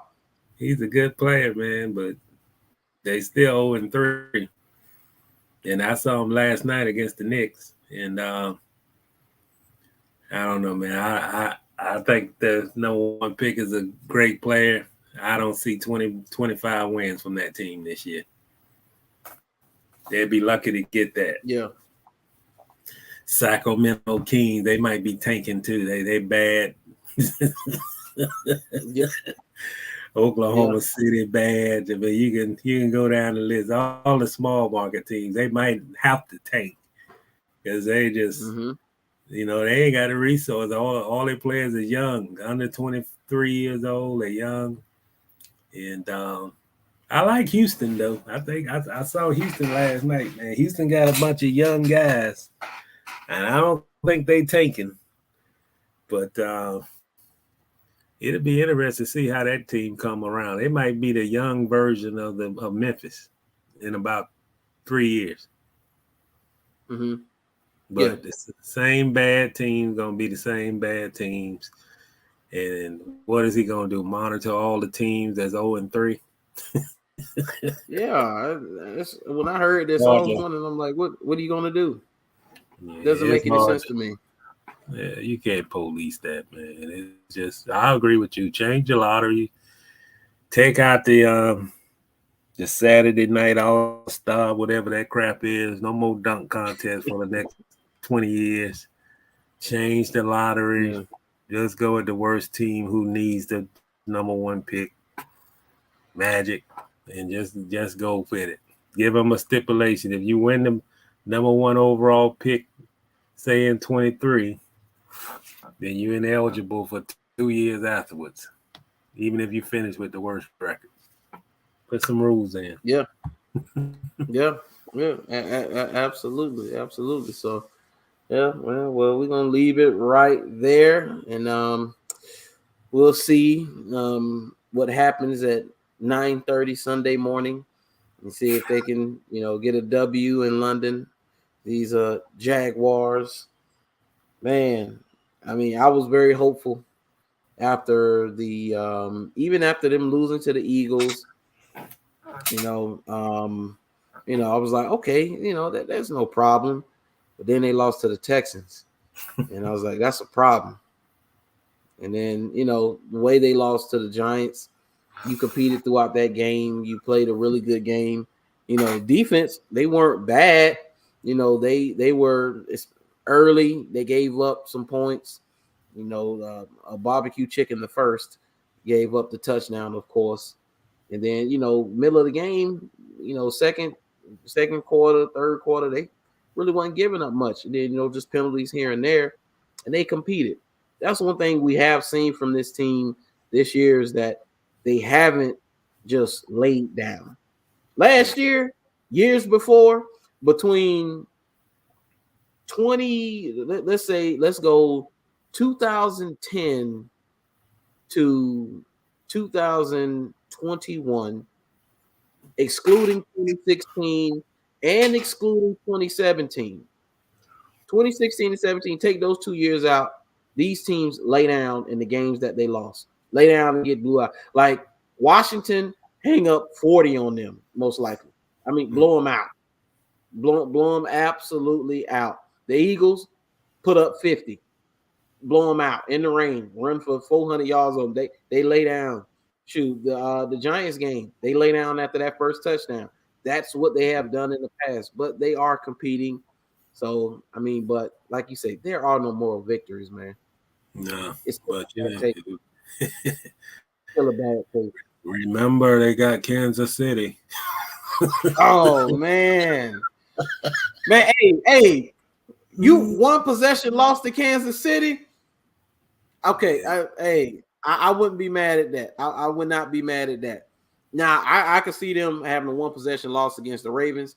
Absolutely. Lamar going down and winning the game for him with Justin Tucker kicking a 50-yard field goal to win the game. I could definitely see that happen because that back end for the Ravens. Yeah. Even Trevor can get his roll on that back end. I think they'll be able to score points on Baltimore, and that's shocking for me to say because they've been so good on defense for so long, but that back end for the Ravens is good. Yeah, I saw even Calais out there making a play, punched the ball out of the quarterback hands and forced a fumble. But I go back to 2018, man, when the Jaguars was 3-1, took that trip to Kansas City. Yeah, I remember that game. And Blake Bortles threw the helmet and hit the can in the head. Hit the kid in the head with the helmet. Hit the ball with the ball. After that, 2 weeks before that game, they beat New England at the stadium. So, and he threw that pick six to Chris Jones. Oh my goodness! When he threw that pick six, I was like, I've never seen a quarterback throw a pick six to a defensive lineman. And then not only that, you get stiff armed by the D lineman on his way to the end zone. Yeah, I remember those days, man. The old glory days. Yeah. But shout out to the boat, man. Retired though, man. He's I was just about to say that. Shout out to the boat, man. Blake did officially retire, and it's funny, Blake was probably one of the most likable guys. The fan base loves Blake, because people feel like, number one, the organization, they weren't their best when he was here anyway. I feel like they did fail him. They didn't develop him. He was overdrafted. He shouldn't have been drafted that high in the first place. But he was just a likable guy, man. He was cool. He was a beach bum. He hang out with people. They say they go to the beach. They have drinks with him. And he was cool people. Everybody liked him. I just, he just didn't live up to the hype. But good dude. Same with Gardner Minshew. People still like Gardner Minshew. Just live up to. But it is what it is. But I appreciate everybody for tuning in. You got anything? You got any last thoughts, Mr. Reid, before we get out of here? Yeah, well, just what you just said. Gardner Minshew might be the man of answer in Indianapolis. That trade, he might be the starting quarterback of the future with the Colts, man. Hey, I go get what else they got to lose. Go get him. But they need to draft the guy. I think the Eagles will trade him if they get something back in return. But I don't have nothing else, man. This franchise just upset me. I'm glad I can speak my mouth and talk and not be restricted because I'm not at that place no more. So these guys got to win some football games, man. They got to win. They got to act like they want to win. There's an opportunity in London. I feel they have the advantage. The Broncos under Hackett has been absolutely horrible, and we looked at the schedule. It ain't many opportunities coming up like this one Sunday. So, man, please don't make my breakfast taste bad. You know, made my steak, my barbecue, and my chicken taste like wood or whatever. So please don't make my breakfast taste bad. Go out there and win the game. Absolutely. Absolutely. But man, they gotta go out and win. Please go get me a win. I need that. I need a win. So it is what it is, man. But I appreciate everybody for tuning in once again. Make sure y'all like, share, and subscribe. Follow me on all my social medias. Follow Mr. Reid on Twitter. And we will be back with more live streams. I'm good. I should be good now. So we'll find time Sunday. My Sundays ain't caught up. No, so we'll find time Sunday to try to do a post game. So look for the post game. I appreciate y'all tuning in. Like, share, and subscribe. All the good stuff. Follow me on social media. Follow Mr. Reid. I appreciate you guys for tuning in. We are out of here. Peace out, y'all.